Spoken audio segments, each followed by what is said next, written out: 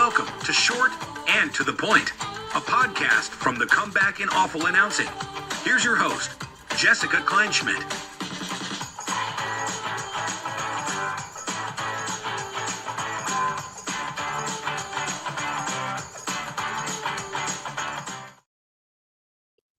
Hi, everyone. Welcome back to Short and to the Point. Jess Kleinschmidt here for another edition of the best podcast you're going to listen to today from Awful Announcing and the Comeback. As you guys know, if you're paying attention to all the things, you know we're in the thick of the NFL season, week 3 to be specific, which means we had a very special guest, CBS Sports own Will Brinson. I've been following his work for years, and I was so excited to have him on. And we talked about everything. We did, of course, record this heading into the week 3 weekend game. So this was after the 49ers game. So plenty of 49ers and Christian McCaffrey talk coming up for you. Also talking about betting. He's been a fantasy and a betting analyst for a while. So I picked his brain about that. And a lot of Taylor Swift talk, because what is a sports podcast without Taylor Swift talk? I also know there's an opening to be her reporter. So that's like a literal Taylor Swift reporter. I think that's cool. Of course, they didn't ask him about the Travis Kelce rumors, but that's a whole other podcast. So without further ado, here is Will Brinson. All right, Will Brinson joins me. Will, thanks for stopping by today. How's it going? It's going great. Thanks for having me, Jessica. It's Friday, or we're recording on a Friday, so I assume it's Friday. I don't know what day of the week it is. Do we never know the week of the day of the week because of sports, or just? Yeah, I mean, I would guess like with baseball for you, it's probably harder, especially like right now and the summer too. For me, it's kind of easy just because doing the NFL is like I'm like, oh, well, it's like today is the day that I can I don't have to do as much work usually. I got some video stuff on Friday afternoons, but by and large, today's I can go out drinking on Friday night. I don't have to. Oh my God! I've got parental duties tonight, but I mean, generally speaking, on a Friday, you can. I can't. I'm at the ballpark. That's what I'm saying. But if you cover the NFL, Friday, that's one of the beauties of covering the NFL is you get your Fridays off. I'm not saying you can lounge at home. You get to be hungover before Sunday. Yeah, or go to NC State football games and which is worse than being hungover because you suffer the pain. Yeah, just hair of the dog. I don't know. Yeah, which happens frequently. Yes. I've survived a lot of Nevada football games. I couldn't tell you anything that actually went down at some of those football games, but the best tailgates I've ever been to, and I cover the Oakland A's. I know a good tailgate. I know a good Raider tailgate. And so those things, it's amazing. They're the best. I suggest going to Nevada football games, even though the team is not that great. I've never been to Nevada. I've never been to it. I will check that out. Put that on the bucket list. Absolutely should. You absolutely should. It's a good time. And you can walk across the street and get an Archie's cheeseburger. It's the best. It's the best. Just those dive bar cheeseburgers that can solve world hunger. Oh yes, yeah, and solve. I'm always eating one in front of a vegetarian too. Just always happens every single time. Well, let's get into it. Week 3 is upon us. Heading into this season, though, did it come as advertised? Because this is a very unique season. Of course, there's a Rodgers injury. There's a lot of things that came up. But what are your initial thoughts on the start of the season? Yeah, I mean, I think it's kind of, I don't know if as advertised as I don't know. I guess it depends. I guess it depends on what your football. I mean, any sport is weird. Football is a little different than baseball and basketball and hockey too, I guess, because of the length of the season, right?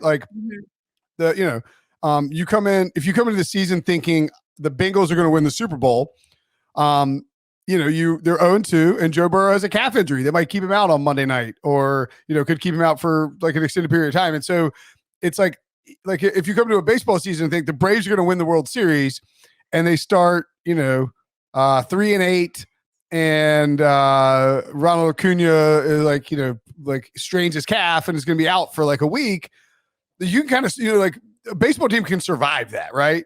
Yeah. But in the NFL, the sample size is so short that it's if you can, the Chargers 0-2 and the Chargers had Super Bowl aspirations this year. The Bengals, same thing with the Bengals, right? And so it's you can, your priors get adjusted a lot quicker, I think, with the NFL season. So I think as advertised really depends on what you were expecting. For instance, nobody thought, like, I thought the Rams were going to be pretty good. I thought the Falcons were going to be good. And most people thought I was insane for thinking that. The Falcons were 2-0 and the Rams were 1-1 and have looked really good in both games. So like, I think my priors feel like they're in pretty decent shape. Cincinnati, maybe the real lone exception. The Bills 1-1, they lost to the Jets. That was a crazy game, but yeah, I mean, the Rodgers injury, Burrow's banged up, Saquon's been hurt. It's been a lot of, I think, high profile injuries to quarterbacks and skill position guys, which in 2023 with fantasy and stuff is a larger impact. But I think nothing like outside of the Rodgers injury, which was just, I mean, so Jetsy to them. Nothing outside of that has been like entirely shocking to me, at least. You mentioned the So Jets thing, and I was really excited to ride this Aaron Rodgers, not like necessarily rooting for him or anything like that, but I just love his story. It's so interesting, and just what Woody Johnson was willing to do for him. Talk about just like the betting aspect to that, and not just him, but you mentioned these high profile names, these fantasy people getting really all in on these guys, betting getting in all in on these guys. How do you analyze some of those? Obviously, a lot of these are freak, out of the blue, maybe even season ending. I'm not necessarily talking about Aaron Rodgers there, but overall. So how do you kind of analyze that when it's something that is just super detrimental? Yeah, I mean, I think like specific to the Jets thing, it's like, I mean, it's weird. I think a bunch of us NC State fans were texting about it. I was like, man, this feels familiar. Sorry, I got a little cameo in there. Robert. But I think that like as Jets fans, like, I mean, they were all expecting. It's like you see the way that they treated this season. They're all expecting the absolute worst. Like the worst possible scenario for every season for the last like 20 years, and they just know they're just beaten down at this point. And then it's like they go this out in this all season, and they haven't had a quarterback worth like their best quarterback. I mean, Mark Sanchez in like 2009, 2010, and then like Chad Pennington before that. It's just like hasn't like the quarterback. They drafted Darnold, they drafted Zach Wilson. Like they drafted, like they tried and failed. And it's like, all right, screw it, we're gonna go get Aaron Rodgers, like a Hall of Fame quarterback. And they traded for Brett Favre back in the day. I mean, like, and so this is supposed to be I think Mike Greenberg of ESPN, you would see like the videos that he would be posting. But it's like, this is supposed to, and every Jets fan is like, this is it. This is our Super Bowl. This is our Super Bowl run. Like, this is going to be the season. And then he get into the season, 4 snaps, and he tears his Achilles, and it's just, I mean, it's just brutal to lose a quarterback like that. Like only the Jets, it feels like that could happen, or like the Browns or something, And so I think. Yeah. From that, from the betting angle of that, it completely changes the Jets. You saw like they were going to be 3-point dogs to the Cowboys on the road in week 2. By the middle of the first quarter, the second that injury happens, the line comes off the board. All Jets lines come off the board, the futures come off the board, and they have to completely readjust it. And you go from, I think, the line goes from 3 to 9. Which, I mean, it's a 6-point swing from Aaron Rodgers to Zach Wilson. That is an insane. That's like, it's a full touchdown. Like that is a wild swing. Even wilder. We had like our in-house simulations was from sportsline.com over at CBS had, I think they went from like 60% chance to make the playoffs down to like, after they won, down to like 15, which is just an insane swing from you are likely to make the playoffs to you don't have a shot. Like you really don't have a shot in hell, even though you just won that football game and you're 1-0. I mean, and that's like the thing, like where, and quarterbacks matter obviously more than anything. You look at, I need to see what, interestingly, the line for so Bryce Young's out this week. It was announced on Friday. Andy Dalton's going to start and play. Bryce Young's got to deal with an ankle injury. And so Bryce Young is the starter in theory on Wednesday, and the line is Seahawks -6.5. Andy Dalton is announced as the starter on Friday, and the line goes to like down a point, down to 5.5 because right, it's tough scene for Bryce Young, but it kind of makes sense if you think about it because he's a rookie. He under pressure, dealing with a questionable receiver core, and you feel like the offense might be a little bit more steady under Andy Dalton. Conversely, looking at the lines for. See, this is crazy too because they have like next week's lines already out. It's like impossible to find. You can't even find this week's lines. Like the Bengals, right? They were minus 6.5 on a look ahead line against the Rams. And then Joe Burrow's got this calf injury. So Vegas decides to sort of hedge their bets and they move it to Bengals minus 2.5.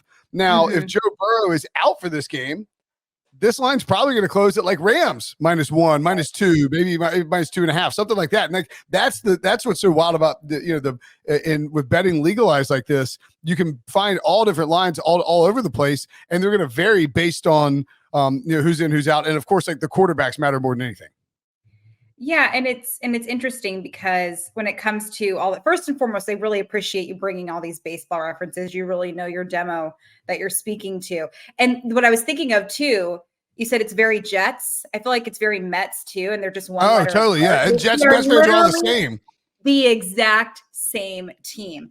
But they're the same people who root for those two teams. Like most Jets fans are also like there's crossover. You got Jets and Yankees fans, of course, and you got Giants and Yankees fans, and you got Giants and Mets fans, I think. But I think it's more Giants and Yankees, and then Jets and Mets. Like imagine being born in New York, and you're like, oh, cool, Dad. Yeah. Like, well, what teams do we root for? Do we root for the team with 27, World Series titles, and then the football team that's won 2 Super Bowls by beating Tom Brady? Like the only, no, we root for the Jets and the Mets. Oh, that's cool. Thanks, Dad. You really helped me out there. Really appreciate your fanhood. I feel like, and people are going to get mad at you either way. It's always, and especially this season with the Yankees playing terribly. No, that's enjoyable. Yeah. Oh, yeah. That's very true. If you hate the Yankees, you're probably very happy right now. You're talking about betting blowing up, and I know you've seen different eras of betting and different, just like how much you can put money on. Of course, there's a fantasy football factor there. What have you noticed over the years and in the transition of betting? Because obviously now that it's more legalized, it's your livelihood too. So what's that been kind of like, from your infancy and your career to now? Well, I mean, it's vastly different, Now, when I started writing, I've always used gambling references in it, mostly because I'm a degenerate. But the first step is admitting you have a problem. Yeah. Right. Well, no. Yeah. I think it's like it's in some bio I've written. It definitely says like degenerate. I've been writing on the internet for like a long time. And like even when I started CBS in like 2011, which is insane to think about. And even back then, like, we would reference a point spread, or at least like we, when I say we, I mean like me and like, the people who, I like the younger writers at CBS would oftentimes reference a point spread. And like, it's always just been something that has been part of like, I bet on the NFL in college, right? Like it's like in the early I bet against Tom Brady in his first Super Bowl. Literally bet on the Rams. Torrey Holt, NC State guy, bet against Tom Brady in his first Super Bowl. That didn't work out very well. Don't bet against Tom Brady is the lesson there. But yes, I think like that's always been part of sort of my the vernacular that I've used and like just the way that I've approached analyzing the game. But the huge difference, I would say, Jessica, is that like when I started at CBS, we could not have a picks page with against the spread picks that featured NFL logos. Like the NFL was not cool with it, and the NFL didn't want you talking about gambling, right? Like you couldn't. I guess I can say this now, but well, actually, no, I'm not gonna say it, but I know people who have placed bet. I know friends who have placed bets in the press box at the Super Bowl, right? I'm sure those friends are wonderful people, right? Aggressive, right? But and we're not talking like I'll buy you a chai latte tomorrow if this guy does well. No, like log onto your website and place like a $100 bet on like the Super Bowl that you're about to watch, right? I bet a lot of Starbucks. I'm just saying that's what I'm. Yeah, exactly. Like, and I'm not gonna out who this friend is. I'm just saying I know somebody who's done it, and but I would say that like the different now it's like would that even be frowned upon? There's a gambling policy at CBS. Yeah. All these companies, all these media companies, like there's a gambling policy at the NFL, right? You can't, if you're an NFL employee, which includes like broadcasters, you can't gamble on games. Like the Good Morning Football guys and they've talked about this. They can't like go into a sports book during the NFL season. Like that's against the policy. Even like it applies to like coaches, players, baseball players. Yeah. Right. Yeah. You work for, you work for the A's, right? I mean, like you can't, you're an employee of a sports league. You can't gamble on baseball games. It would be tantamount to Pete Rose betting on baseball if you bet on baseball. It's literally like, which is an insane thing, but it's true. Like that's the 1-to-1 comparison. Like Jameson Williams suspended 6 games for gambling on college football. Like you can't like, and that's how, and so like there is that integrity factor that plays into it. It was just interesting, but like now I think you could, if you're not an employee of the NFL, you could, I think you'd be fine betting on the games. Now, if you are, every organization, every media organization is going to have their own policy, right? Like for instance, if I'm producing, like let's say I'm a producer at Fox Sports and I'm producing the Fox Game of the Week, and this is just a hypothetical, and I don't know that this is the specific of it, but you're probably not going to be supposed to be betting on that game, right? Like you don't want, like it is, extremely frowned upon, even within the media stuff to gamble on games in which you might have you might have information inside info. Yeah, absolutely. I mean, that's basically the gist of it. You want to avoid making it look like you've got inside information. I've had people that are on betting shows say like, how do you think this Astros, not this season, but previous seasons, like, how do you think this Astros A's game is going to play out? And they're on a betting show. And it's like, what do you think of the pitching matchup? And I can obviously give the analysis as much as I possibly can, but I can't go too much in depth. Like, I saw him not do his usual turkey sandwich routine. So I don't know, like, good luck with that. Like there's certain things that. Right. Yeah. You can't be like, I saw, Dennis Eckersley. I mean, I'm using like an old name so we don't like get in some kind of hypothetical trouble here. But like, it's like I saw like Dennis Eckersley. Like, actually, I was like Eck had like he was like chugging Pepto-Bismol. I think he's like he's got a huge stomach ache, and so like all of a sudden like maybe you're gonna fade the A's because they're like like their closer's out or something like that. Exactly. Yeah. And it's interesting because it's no different than us reporting on injuries, right? And that's a huge fantasy factor. And it's all like, starters or, how many, yards are they going to get? Are they on some sort of, cutoff? Well, now that you have player props out there where you can bet on like individual player props, if you knew ahead of, like, I mean, in baseball, you can bet on like how total bases, for individual players. Yeah. So like, if you knew, you're working for the team, you're doing like you're working on a pregame show or postgame show or whatever it is. And so like, you're aware of like a certain, or, pregame show, you're aware. It's like you talk to the manager and, just we talk to the coach, whatever it is, like you're talking to the trainers, you're walking through the facility, you're being trusted with information because you're part of the team. Like if you were then to go and like bet on, like so-and-so's got a hamstring, but they haven't really, it's not on the injury report yet. And it's not out there. Yeah. And the total bases is set at like, 3.5. And you're like, I'm going to bet the under. Like this guy can't leg out a double, that, like, that's, I think that's the impropriety that they're trying to avoid. Yeah. And even if it's just the perception of it, Right. And what about the workload? I think of like Christian McCaffrey, like he may not get a lot of minutes, but obviously he's got a huge workload. How do you kind of manage that more than just the matchup? Is there something that you can, take into account? Because is there some sort of journey or approach that he has to take, or some sort of puzzle pieces you have to put together as far as that goes? Do you have to, how do you put your analysis hat on when it comes to somebody's individual workload, knowing that they can't have that workload throughout the entirety of the season? Yeah. So like, well, McCaffrey's like a really interesting one. So Kyle Shanahan came out after the game last week, and Christian McCaffrey had last week he had 20 carries. I know he had 20 carries and 20 carries for 116 yards and 3 targets for 3 catches for 19 yards. And Kyle Shannon's like, we really like that. He's like, that's too much. We don't want to give him that much. We need to ease back his workload. So you're thinking, okay, even like that quote's out there. And so for instance, that quote's out there. And because of that, the Christian McCaffrey rushing total for Thursday night, in week 3 was 79.5, right? Which is low for Christian McCaffrey. Now he ends up going for 18 and 85 and scoring a touchdown. He barely got over that total.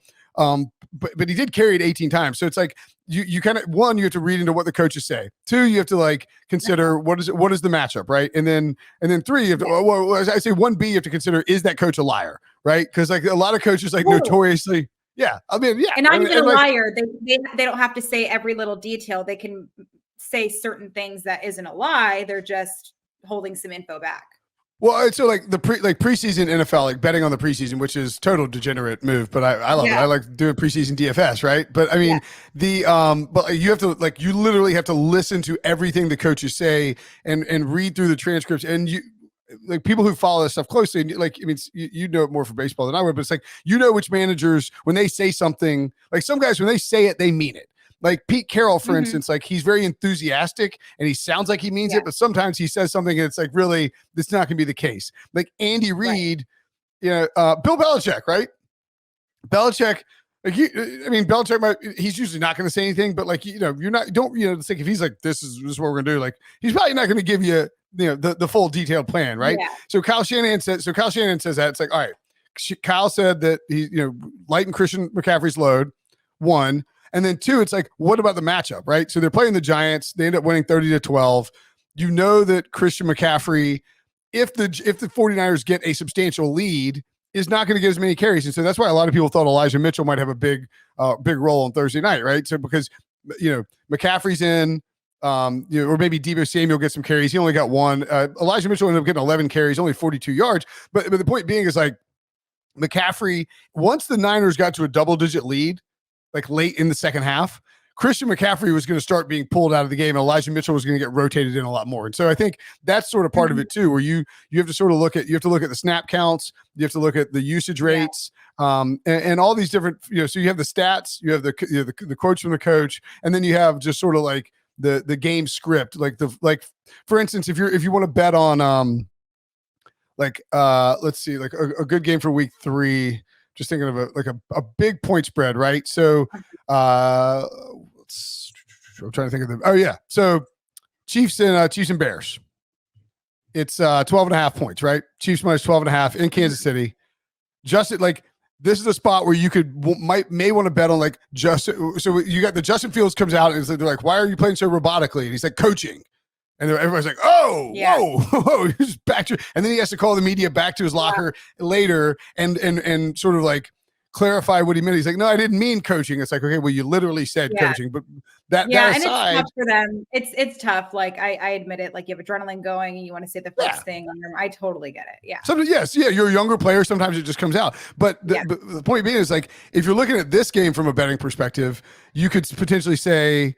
And if this is coming out like after the game, it's fine. I don't care. I could be wrong. But I feel like there's a decent chance, one, that Justin Fields has a lot of pass attempts because they're a 12.5 point underdog, which means in theory, the Chiefs are going to be leading by a lot for most of the game. So Fields will be throwing a bunch. But also with Justin Fields, when we've seen him, when Luke Getsy, the offensive coordinator, changes up the plan to cater to his skill set, he runs a bunch. So there's more design runs, there's more scrambles.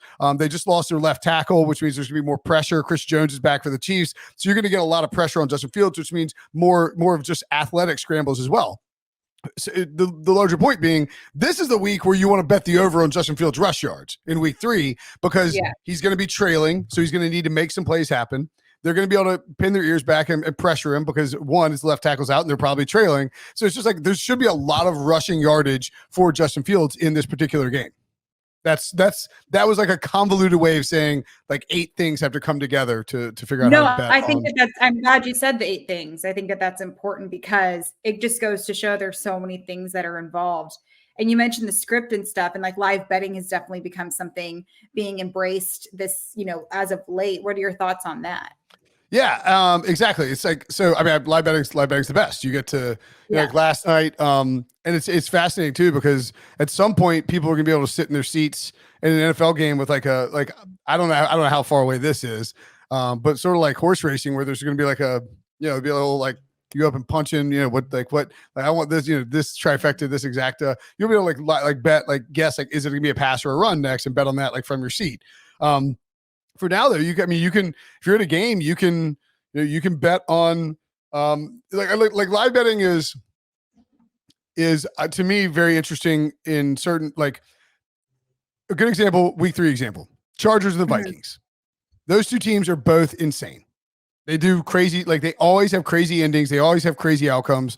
The Chargers find a way to lose every week somehow. The Vikings were 11-0 in one-score games last year, and then are 0-2 already this season in one-score games. And so this is gonna be a close, crazy game. So if you were trying to be like smart about the live betting for Chargers and Vikings, what you would want to do is find a way to get plus numbers, like get Vikings +3 live. The Chargers score first, it's Vikings +3.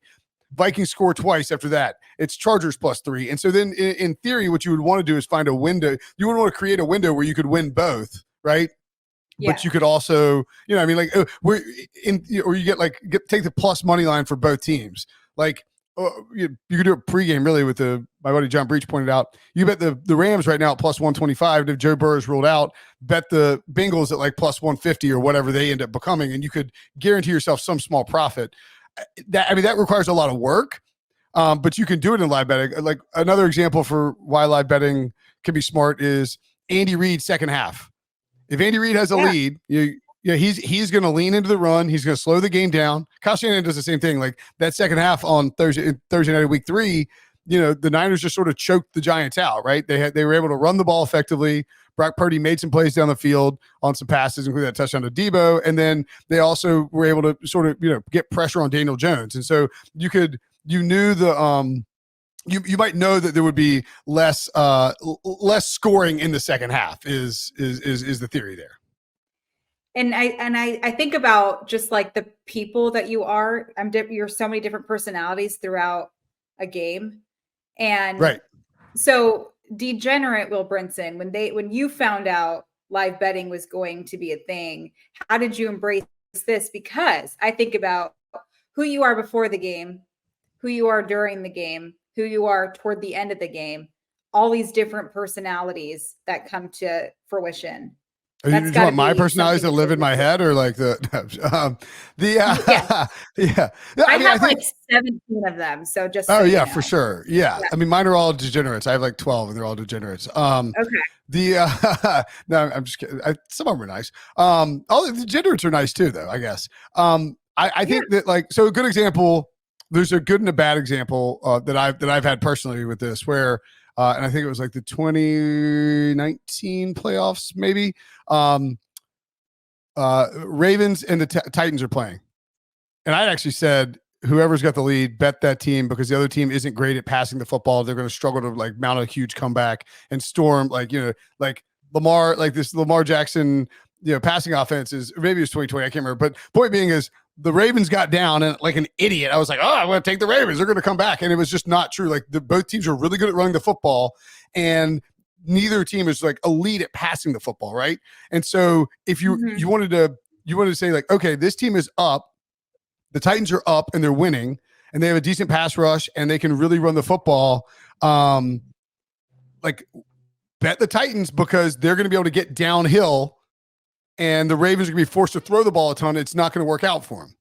Like an idiot, I bet the Ravens. Now, conversely, when Deshaun Watson and the Texans and the Chiefs and Patrick Mahomes squared off, and there was like a crazy fluke play, and the Texans had another touchdown pass, and the Texans get this like I can't remember, it was like 24-0 or like 21-0 or something like that. Like that's when you bet the Chiefs. If the Chiefs get down, you bet the Chiefs. Like you live bet the Chiefs because they have Patrick Mahomes and they're going to they can come back very quickly and score very quickly. And the Chiefs were like +10. So you get the Chiefs like plus 10 and that you can find a way. Like, that there's a really like high likelihood that Patrick Mahomes, this is when they had Tyreek Hill too. It's like Tyreek Hill and Travis Kelce are out there. There's a strong likelihood of them being able to storm a comeback. And so those are sort of the angles you want to look for or weather, like if this tropical cyclone comes ripping through New England New York or New Jersey on Sunday, and you're watching the Jets and the Patriots game, and there's a ton of wind and a ton of rain,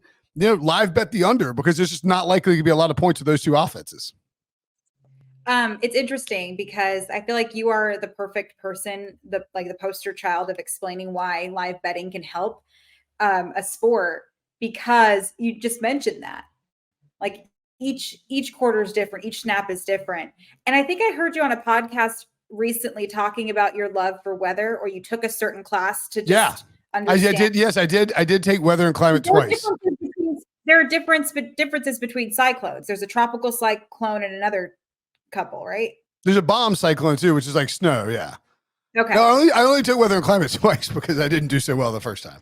But I mean, yes, okay. that's yeah. I do love weather. That is true, and I did say that. But largely, I was forced to take it the second time, trying to improve a grade on the first. The second time was an attempt to improve a grade. I did that in a journalism class, and here we are. Yeah, I think I ended up averaging into a C, which is how bad that class. Right. Yeah, I think I did that with an English class too for my freshman year. Yeah. But I mean, now look at us, Will. Exactly right. Yeah, there's different paths, Jessica. It's fine. Yeah, it's fine. I'm literally a college dropout. It's fine, and I hang out with I work with a girl, and we were talking about like all of our backgrounds, and somebody's I graduated from Long Beach State, and he was honest. He was like, I studied baseball. And the girl next to me is like, I went to Stanford and I studied this. And I'm sitting there like, oh, it's my turn. No, we don't have to talk about it. Yeah, I know. Well, I always tell people that I went to college for 8 years, and that's why I'm a doctor. And then they're like, oh, really? You're a doctor? I'm like, no, I'm not a doctor. I just went to college for 8 years. It just took me a while. I just play one on TV. Right. Yeah, exactly. So let's go to this turf versus grass talk. It's very interesting to me because I've played on these types of surfaces before. I've covered these types of surfaces before. Travis Kelce, obviously a very small sample size, but he said there's a difference. And think about, your cleats. When you're playing on the turf, you can't dig in and you can just feel the difference. And obviously you can be injury prone in certain aspects. Talk about this new debate and think about the Super Bowl, just that playing surface and how much this goes into account as far as league play is concerned. Yeah. So, NFL players vastly prefer I've never heard a single NFL player who prefers turf. All football players prefer grass to turf. One, like, it's real ground, right? Like your cleats, it's grass, it's like your cleats go into it. It's what you practice on more often than not. You're used to running in it. You can get better grip. You are a lot less likely to. It's better to land on because it's not it's not artificial turf. It's not harder. You're not going to get turf burns. And it's like you saw. Look with Aaron Rodgers, they're playing on turf. If you go back to the history of you look at your neck of the woods, Jimmy Garoppolo when he was playing for the 49ers, he and Nick Bosa and maybe somebody else all tore their ACLs within a 2-week span when the Niners had to play the Jets and the Giants like back to back at MetLife Stadium, and there's turf there. Now, the reason there's turf there, for instance, the Carolina Panthers just installed turf instead of their grass, is because turf allows you to put a bunch, like you can hold more events there. You can have a concert there, and you can just clean the turf off, right? Like if you have a concert, it's easier and it's more aesthetically pleasing. Yeah. I get that. I mean, I think the grass looks better, but like if you get muddy grass, it's not like if turf gets wet, it's just wet turf. But you see like Aaron Rodgers, wet turf. Yeah. He's, it's slippery. It's not as, you're just not going to grip as hard. And so the like you can always, whatever the thing is about math or stats and lies, whatever it is, but like you could skew numbers to say what you want, and you'll hear a lot of spin coming from the NFL or the NFLPA where it's like, we don't see it's the difference in injuries is negligible between turf and grass. But it's just not true. Like there's just way more injuries, both anecdotally and statistically, on turf than there are on grass. And NFL players want to have grass. They don't want turf. And owners want turf because they make a ton of money, using their, like Taylor Swift is coming to, doing like T Swift is doing all these arena tours, right? Like you make a bunch of money when you have Taylor Swift in town for 3 days. And if you have people all over, if you're setting up a huge stage on your field and then you have people wandering all around, Taylor Swift fans probably like less likely to, just like toss beer on the ground than like a Metallica show or whatever. But like, I mean, if you don't play a certain song, I could see a Taylor Swift fan going. Sure. Right. Yeah. Like if you don't play Snow on the Beach, I'm going to slam my beer and I'm going to storm out of there. Song. I know that's your song. Yeah, exactly. And, so it is, this is my song. Thank you. I appreciate that. But like, it's like if if you have turf, it is, you can do that. You can do those events and easily like clean up and like, it's just a lot easier to hold those events and to get prepared for whatever is next versus grass where you can have a concert there, could tear up the grass. It just limits what you can do with the stadium. And that's why owners want to have turf instead of grass. Yeah. And I get it too. Like, I mean, at the end of the day, like we've all kind of, if we're not playing, we don't really see the ramifications of that. We're just like, oh, it looks pretty and it's easier to set up. And I totally understand from that point of view. But I just remember playing, and this is just softball and baseball. I could not catch a grounder to save my life on turf because you might as well be doing it inside on a basketball court. Right. No exactly. difference. Yeah. I can't hit golf balls. I can hit golf balls off a mat. Drives me nuts. Like I just can't. Like, yeah, exactly. Yeah. Yeah, I'm right there with you. So you name dropped Taylor Swift before I did, and I knew that was going to happen. Yes, I am as a known Swiftie. Yes.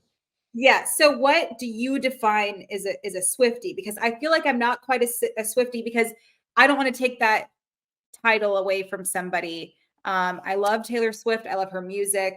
I can't 100% call myself a Swiftie. How would you define your? I mean, I would think like, if you voluntarily listen to Taylor Swift music, and you would willingly go to a concert if you were able to procure tickets, then I think you qualify as a Swiftie. Oh, maybe I am a Swiftie. And I love wearing a really puffy dress for literally no reason at all. So yeah, I think you qualify as a Swiftie then. I mean, I just think it's funny. I just think it like, I mean, I don't know if I'm like actually a Swiftie. We were doing a hit on like CBS Video, and somebody was like, there were like three of us. There's like a girl, another guy, and then me, and they like asked the two other people if they were Swifties, and they're like, no, and they're like, all right, well, let's talk football. It's like, whoa.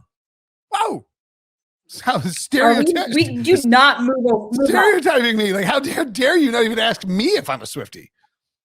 That's fair. That is fair. We actually, it's no different than, that's the female Roman Empire is. Right there. Yeah, that's right. That's right. I don't actually think about the Roman Empire ever. I hadn't thought about the Roman Empire. I hadn't thought about the Roman Empire until like somebody brought up that dudes apparently think about the Roman Empire like twice a day, which is wild to me. You know what is interesting is I remember during like elementary school where we'd have the different teaching lessons. And I remember Rome being a huge part of my educational. Sure. I mean, like, don't get me wrong. Like, I've studied the Roman Empire. I just don't ever like, I'm not like sitting around like, I wonder, that's not, it's not, I didn't you think about get that one. You think about Taylor Swift more than you think about the Roman Empire, right? Without question. I think about Taylor Swift way more than I think about the Roman Empire. I get that. Last one before I let you go. When it comes to betting, this is always kind of interesting. I worked in fantasy sports before, and when I didn't anticipate Mike Trout getting a platinum sombrero, I would get a lot of crappy tweets. So how do you find the balance of being, educating them, kind of giving them what the analysis, the numbers, but also being entertaining because you still want people to be entertained reading and watching your stuff?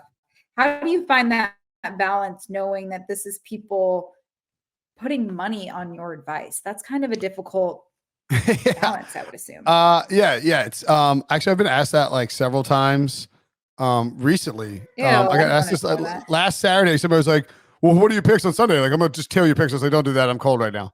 I generally just tell people like I mean, I'm not like I wouldn't say that I don't like, I've been doing this for a long time, so I understand I understand how to bet. Sometimes I'm good, sometimes I'm bad.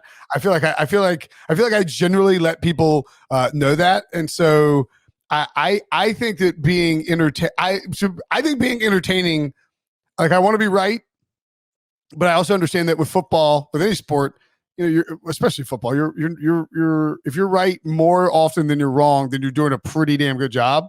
So I figure I'll be entertaining and hopefully right more than I am wrong. But it really varies year to year sometimes. Like, I'm good. Like, if I'm cold on my picks, I'll get hot at some point in the season.